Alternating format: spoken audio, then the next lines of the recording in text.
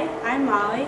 I'll be talking about cultural relativism, and I explain a little bit about how I kind of got passionate about this topic in my speech,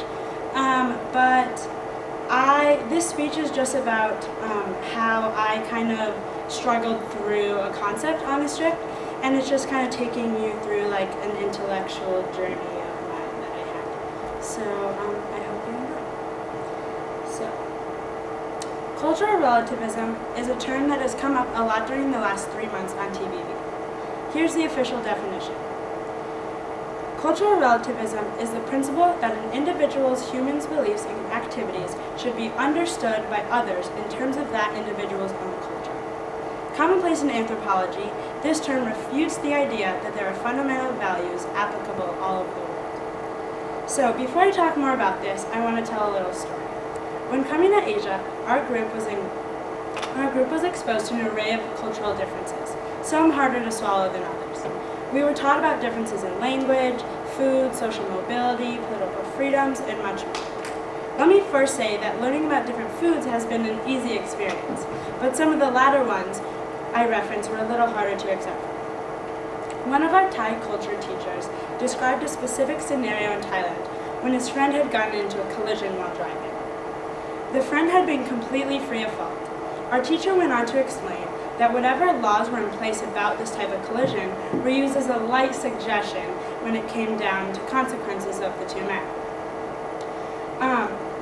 So the teacher, and this was described to us as relational guard.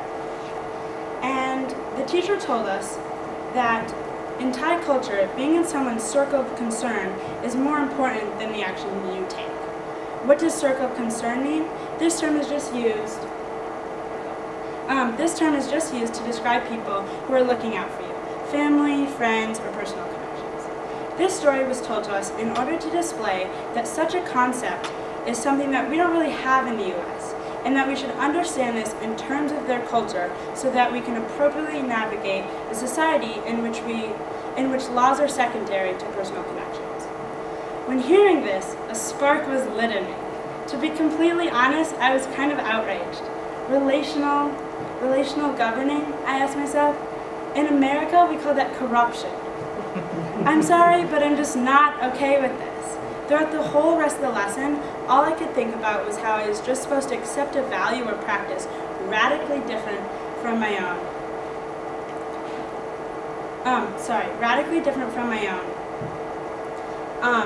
One that I've grown up with. From a small age, I was always taught that everyone is equal under the law.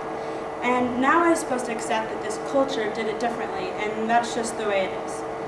To be asked to accept this would be a direct contradiction to my morals and my values. From that point on, and for the rest of the trip, I was intrigued about how people of these cultures viewed practices that I couldn't even imagine being morally okay. So, now let's go back to the definition of cultural relativism. It is the principle that an individual human's beliefs and activities should be understood by others in terms of that individual's culture. So, after hearing this story, all these questions started popping up in my head. Can cultural relativism be manipulated? Are people around the world being oppressed in the name of culture? If so, where or how do we draw a line to what is culture and what is oppressive? Well, if the question comes up, can't we just point blank ask someone, do you like your tradition or is it oppressive? But where does internalized oppression play into that? Can people be oppressed and not know it? But then we get into the business of telling people that in other countries that they're wrong and we're right, and that's a sticky business to be in. So, after all of these questions, how can we make a general rule that can't be manipulated by either side? The short answer is that everyone needs to draw their own line to what's right and what's wrong, and that any general rule will have its flaws. That's great, but as the global community becomes more intertwined, it becomes less and less viable to have people living completely within one culture. So therefore, it becomes even more important to protect people from oppression hidden under the veil of culture. So, if we're back to having to make a general rule, what do we do? To give us some context, what what situations are we actually talking about? What types of culturally relative customs do outsiders call oppressive? Well, common ones that we talk about are female genital mutilation, gender roles, freedom of speech or other political freedoms, arranged marriages, the caste system, religion, education styles, and many more. So in India, I explored how arranged marriages and gender roles can play into this big question of what is culture and what is oppressive. Given that oppression is choices that are taken away, arranged marriages would be an easy one, right? If you can't pick who you're going to marry, that's oppressive. But even this seemingly easy question isn't so clear-cut. Depending on the family situation, arranged marriages can actually give a bride or groom an incredible amount of choice, especially in metropolitan families in India. Men and women often can opt to have a love marriage if they end up finding someone. And even if it is required to be arranged by the family, the final say of whether he or she wants to go forward with the marriage is up to the bride and groom. So now, according to this thesis of choice, a society with arranged marriages might actually give more choice than a society solely based on love marriages, one that we're more familiar with. So this brings us to another huge part of cultural relativism. We have to constantly reflect on our own culture and hold it to the same level of scrutiny that we hold other cultures up to. Something else that also piqued my interest was the headscarf. In India, headscarves are a huge part of fashion trends. Any woman wearing a traditional kurta or Indian dress always has a scarf to go with it. There are dozens of ways to wear these scarves, including over your shoulders, around your neck, and even around your head. So this is a huge part of Indian fashion, and therefore a big part of an aspect of their culture. So headscarves are also a big part of the culture in other places too.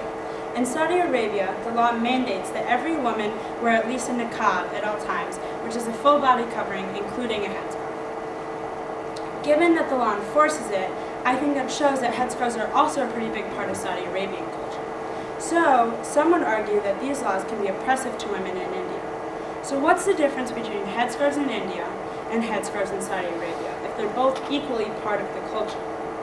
The difference can be choice. The difference can be choice. Freedoms, options, liberations, whatever you want to call it.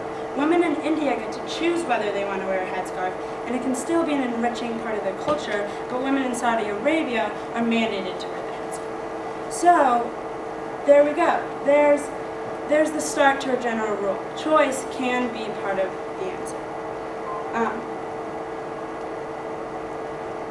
Amartya Sen is an Indian author, and he encapsulates this idea in his book, Development as Freedom. He explains the idea of development as the exact correlation to how many freedoms you have regarding political freedoms, economic freedoms, protectional freedoms, and many more. His whole premise is that development, something that every nation allegedly is striving towards, is just the amount of freedom and choice you have. For the international development sector, this is a huge revelation. Most discussions about development have always revolved around economics, and now all of a sudden there's a different metric to consider. So how does this connect back to cultural relativism? We have to revisit the question of what a general rule can we make that can't be manipulated by either side. Freedoms can be part of that answer. If people have the choice of participating in their culture and having other options, then maybe we won't have to worry about any manipulation going on. Wait, but can freedoms be manipulated? Can freedoms be manipulated? Someone argued that internalized oppression does just this. Internalized oppression, in this context, is when someone's choice about culture is taken away by certain pressures they felt earlier in their life from family or the community. For example, a 12-year-old girl in Africa has been told, if a 12-year-old girl in Africa has been told that female genital mutilation is what's right for her, even if she's given the legal choice when she comes of age, the community has already taken away that choice by internally oppressing her early in her life. This is what I mean when I say that we have to strive towards real choice, where early internalized oppression isn't taking away any freedom. Given that we'll never be able to make a perfect rule, about how to diagnose whether a system is oppressive or part of the culture, I believe the idea of choice goes to provide a guideline to make case-by-case assessments of situations that would be oppressive. So I hope I've been able to accurately share with you my intellectual journey through this tough and important question. And I definitely don't want this to be the right answer, because there is no right answer on these complicated issues. But I hope this presentation will allow you all to either continue or start thinking about these important